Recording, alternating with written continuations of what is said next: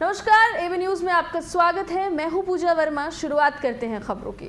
बिहार विधानसभा चुनाव में एनडीए ने जीत दर्ज कर ली है। एनडीए को 125 सीटें आई हैं, जबकि महागठबंधन को 110 सीटों पर जीत दर्ज की है। बिहार में डबल इंजन की सरकार पर सभी सवाल उठा रहे थे। नीतीश कुमार के समर्थक ने इसका जवाब दिया है और इसको लेकर पटना में पोस्टर लगाया गया है। उस पर लिखा गया है कि no confusion, great combination. Double engine की सरकार ने फिर से इतिहास रचते हुए एक बार बिहार में सरकार फिर से बनाने जा रही है और बिहार में विधानसभा चुनाव में एनडीए को 125 सीटें मिली, महागठबंधन को 110 सीटें, एलजेपी को 1, जबकि अन्य के खाते में 7 सीटें गई हैं।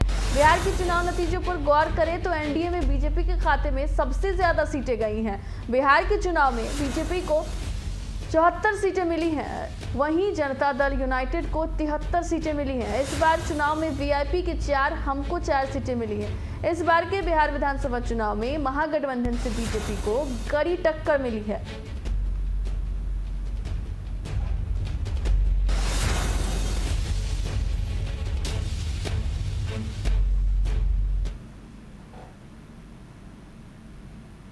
बिहार विधानसभा चुनाव के रुझानों ने बीजेपी के तेवर बदल दिए हैं। चुनाव परिणाम पर बीजेपी का आधिकारिक बयान सामने आया।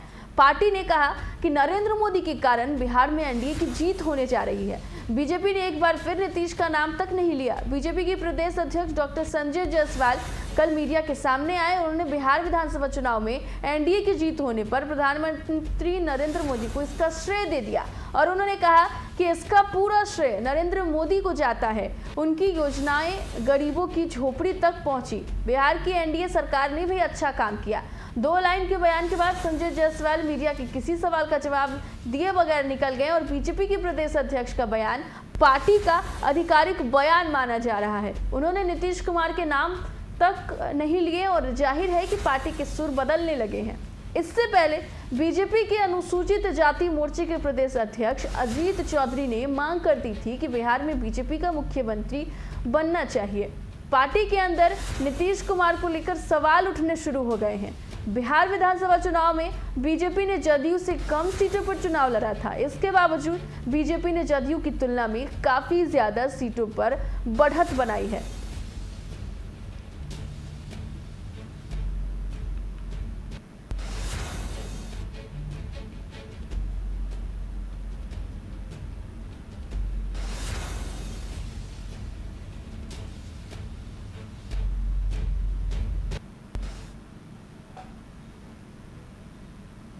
बिहार विधानसभा चुनाव में एनडीए को बहुमत मिली। एनडीए को इस चुनाव में 125 सीटें मिली, जो कि स्पष्ट बहुमत थी। राष्ट्रीय जनतांत्रिक गठबंधन का जलवा बरकरार रहने पर देश के प्रधानमंत्री नरेंद्र मोदी और गृह मंत्री अमित शाह ने खुशी जताई। पीएम मोदी ने ट्वीट कर बिहार वासियों को बधाई दी। वहीं होम मिनिस्टर अमित शाह ने बिहार के मुख्यमंत्री नीतीश कुमार से फोन पर बातचीत की है। बिहार में एनडीए सरकार के ऊपर लोगों ने एक बार फिर से भरोसा जताया है, लेकिन इस बार जदयू छोटे भाई की भूमिका में है, क्योंकि सीएम नीतीश की पार्टी से अधिक बीजेपी ने लगभग 2.5 दर्जन सीटों पर जीत हासिल की है।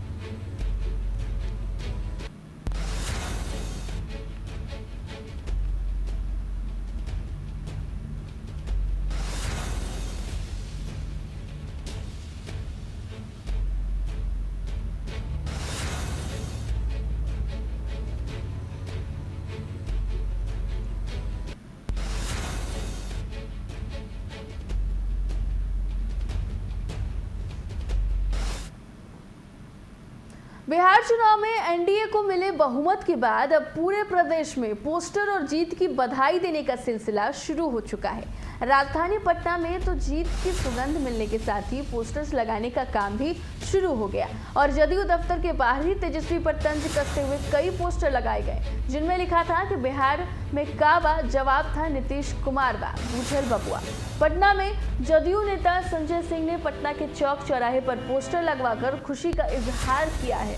संजय सिंह के तरफ से पटना में लगवाए गए पोस्टर्स पर लिखा है कि हो गई जयकार, बिहार में फिर से नीतीश सरकार। इस पोस्टर को पटना के कई स्थानों पर और चौक चौराहों पर भी लगाया गया है। बिहार चुनाव में बम्पर नतीजों के बाद जदयू का प्रदेश कार्यालय बुधवार को फिर से गहमा गहमी देखने को मिली। जदयू के नेता और कार्यकर्ता आज एनडीए को मिली पूर्ण बहुमत को लेकर जश्न मनाते हुए नजर आएंगे। कुछ ऐसी ही तैयारी बीजेपी के कार्यालय में भी है। मालूम हो कि बिहार चुनाव में मिली बहुमत के बाद अब एनडीए सरकार के गठन का रास्ता बिहार में साफ हो गया है।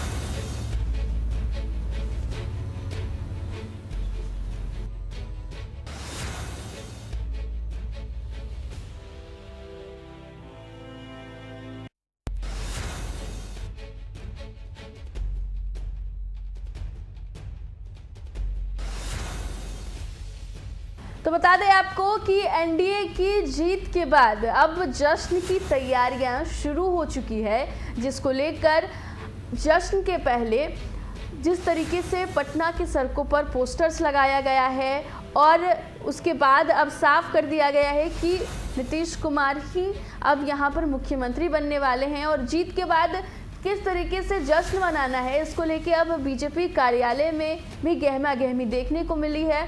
और आज जिस तरीके से जीत हो गई है उसके बाद से हो सकता है कि एक अच्छी खासी मीटिंग हो और उसमें तय हो कि किस तरीके से अब आगे चीज़ों को करना है।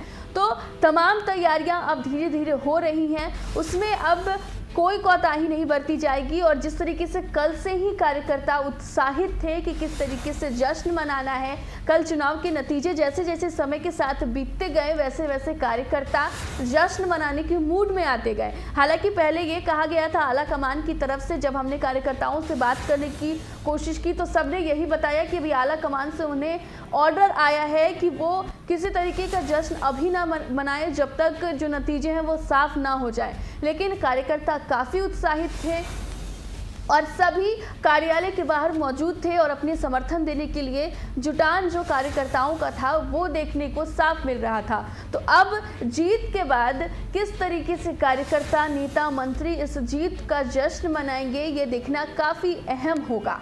और जिस तरीके से अब तैयारियां भी हो गई हैं उसको लेकर के किस तरीके से इन तैयारियों को एग्जीक्यूट किया जाएगा और तैयारियां होने के बाद से किस तरीके से लोग खुशी मनाएंगे, कार्यकर्ता खुशी मनाएंगे, ये देखना काफ़ी अहम रहेगा।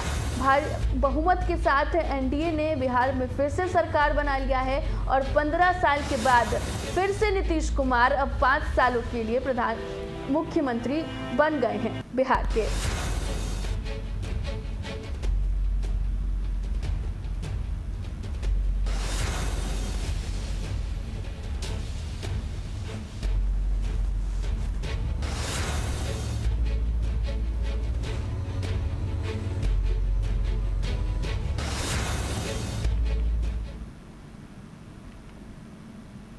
बिहार विधानसभा चुनाव के बीच कई दिग्गज नेता अपने बेटे और बेटी का चुनाव लड़ा रहे थे। राजनीतिक विरासत को बेटे और बेटियों के माध्यम से आगे बढ़ाना चाहते थे, लेकिन बिहार में कई सीटों पर उन्हें नकार दिया गया। शत्रुघ्न सिन्हा के बेटे लव सिन्हा कांग्रेस की टिकट पर पटना के बांकीपुर से चुनाव लड़ रहे थे, लेकिन वह जीत नहीं पाए। पहली बार राजनीति में लॉन्च हुए थे। शत्रुघ्न सिन्हा भी बीजेपी से बगावत कर कांग्रेस में शामिल हुए थे, लेकिन लोकसभा का चुनाव हार गए थे। राजनीति के दिग्गज शरद यादव ने इस चुनाव में अपनी बेटी राजनीति में लाकर चुनाव लड़वा रहे थे और चुनाव के कुछ दिन पहले ही वो कांग्रेस में शामिल हुई थी। कांग्रेस ने सुभाषिनी शरद यादव को बिहारीगंज से टिकट दिया था, लेकिन वह चुनाव हार गई। कांग्रेस के सीनियर नेता सदानंद सिंह कहलगांव सीट से 9 बार विधायक रह चुके हैं। इस बार बेटे को आगे बढ़ाना चाहते थे, खुद ना चुनाव लड़कर बेटे को टिकट दिलाया, लेकिन उनके बेटे शुभानंद पिता की परंपरागत सीट भी नहीं बचा पाए। वहीं चुनाव वो हार गए। आरजेडी नेता जयप्रकाश नारायण यादव ने भी अपने बेटी दिव्या प्रकाश को आगे लेकर आए थे, लेकिन पार्टी से टिकट दिलाकर तारापुर सीट से मैदान उतार तेजस्वी यादव समेत कई नेताओं ने प्रचार किया। इसके बावजूद भी दिव्या प्रकाश चुनाव हार गई। इस तरह के कई नेताओं और ने अपने बेटे और बेटियों और रिश्तेदारों को चुनाव भी मैदान में उतारा, लेकिन उन्हें हार का सामना करना पड़ा।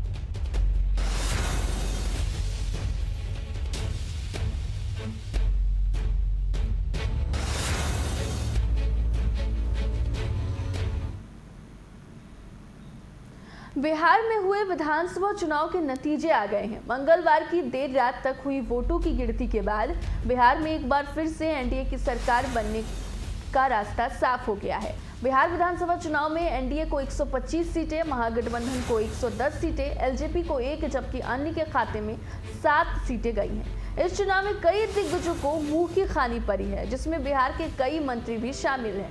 बिहार के शिक्षा मंत्री कृष्ण नंदन वर्मा को चुनाव में हार का सामना करना पड़ा। वो बिहार की जहानाबाद सीट से चुनावी मैदान में थे। उनको राजद के प्रत्याशी ने करारी शिकस्त दी है। बिहार के नगर विकास और आवास मंत्री सुरेश कुमार शर्मा को भी इस बार के चुनाव में निराशा हाथ लगी है। मुजफ्फरपुर में उन्हें 3 बार के विधायक और महागठबंधन प्रत्याशी विजेंद्र चौधरी ने हरा दिया। बिहार के मंत्री जय कुमार सिंह को भी इस बार के चुनाव में हार मिली। उन्हें दिनारा सीट से राजद के विजय मंडल और लोजपा के राजेंद्र सिंह ने हराया। 2014 के दौरान राज्य सरकार ने सहकारिता विभाग के मंत्री के रूप में पद संभालने वाले जय कुमार सिंह का मुकाबला इस बार लोजपा के राजेंद्र सिंह और राजद के विजय कुमार मंडल से था। बिहार के बक्सर जिले की राजपुर विधानसभा सीट से विधायक और फिर बिहार सरकार में मंत्री रहे संतोष कुमार निराला को कांग्रेस के विश्वनाथ राम ने हरा दिया। उन्होंने करीब 20,000 वोटों से निराला को पटखनी दी। बिहार के एक और मंत्री जिनको हार का सामना करना पड़ा है वो है राम सेवक सिंह। गोपालगंज की हथुआ सीट से राजद जिला अध्यक्ष राजेश कुमार सिंह ने राम सेवक सिंह को 30,527 मतों से भारी अंतर से हराया। राजेश कुमार सिंह को 86,731 वोट मिले, जबकि राम सेवक सिंह को महज 56,204 मतों से ही संतोष करना पड़ा था।